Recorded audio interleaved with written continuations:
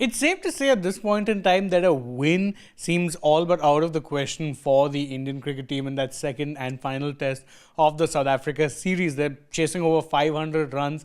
You're already 2 wickets down with a night watchman out there. Circumstances say it's impossible, right? Well, there is one way that Ravindra Jadeja, the India all-rounder, said that they would treat this like a win if they could manage to play out a draw. You heard that right. That is exactly what Jadeja said when speaking to the media in the aftermath of day 4. He said that if they could bat out through the entire day, they would consider it something of a moral victory. In fact, this is exactly what he had to say. He said that if we can play through the whole day tomorrow and get a draw, it will be as good as a win.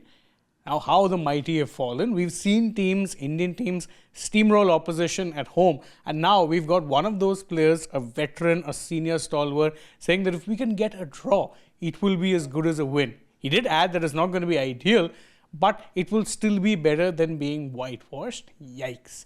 In fact, by the way, this entire press conference reminded me of a poem that I read in school. It was titled If by Rudyard Kipling. That's exactly what it was. It was all ifs. It was if this, if that. In fact, even his next quote that I'm about to discuss has an if. Here we go. He said that if we would have won this toss on this wicket, then we'd have been in a good situation right now. In fact, he further goes on to say that, look, Test cricket is all about situations. If you are bowling at a time when the pitch is turning, then it's advantages. If you are batting at the time when it is good for batting, then you also have an advantage.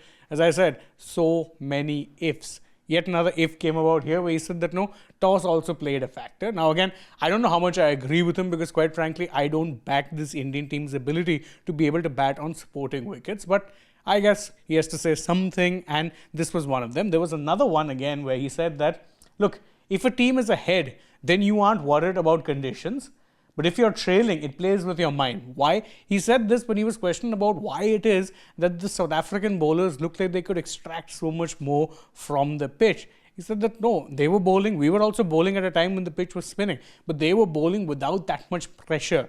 Saying at their point, they already had a big lead. Whereas for us, we were playing catch-up. We were playing tentatively. They were playing with confidence. And that was the key difference. Again, it's an interesting theory. I just personally don't buy it. Because again, I do think that this team has had this issue when it comes to cluster collapsing, even from dominant positions at home. But again, I guess he has to say something, right? Perhaps the most interesting thing, though, when he's speaking about this entire test match, he also gave another excuse, I would say, when he's talking about how it is that the spinners, again, in an extension of the previous point, why it is that they weren't able to make an impact. He said that, look, when we were bowling, there was not even a mark on the wicket. It was smooth as glass. Their fast bowlers managed to rough up the wicket too, which worked out to the benefits of the spinners. Again, it's ifs, and excuses.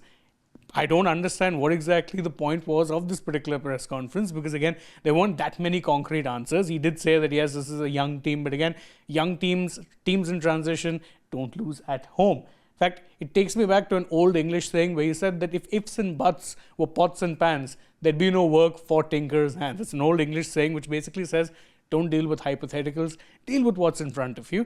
This entire PC, a lot of hypotheticals. If this, if that. I think I'll sum it up by saying that if you could meet with triumph and disaster and treat both those imposters just the same, that's exactly what they're doing right now. Wins and losses don't really seem to matter. But I guess, again, going back to the longer point, this is a team that at this point seems done with this test series. And who could blame them? I don't blame them. They're definitely not winning.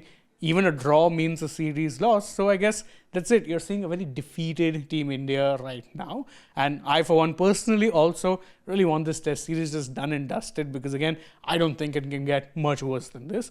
But you guys can let us know in the comments below if you agree with any of Jadeja's assessments. And don't forget, as always, to like this video, share it with your friends, subscribe to the channel, tap that bell icon. Follow us also on social media. We're on Instagram, X, and Facebook. And stay tuned for more such updates from the world of sport.